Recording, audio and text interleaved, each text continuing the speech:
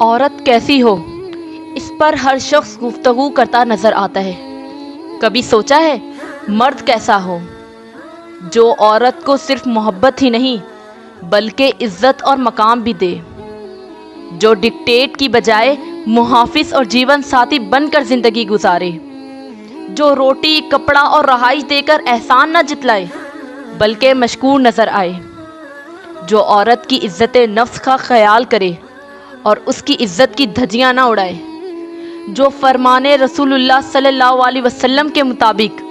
عورت کو ٹیڑھی پسلی کی طرح سمجھے اور اس پر بیجا سختی نہ کرے،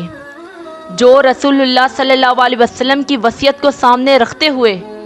عورت کے بارے میں ہمیشہ اللہ سے ڈرتا رہے، جو عورت کی بڑی سے بڑی خوبیوں سے فائدہ اٹھانے کے لیے اس کی چھوٹی سے چھوٹی کمزوریاں نظر انداز کر دے۔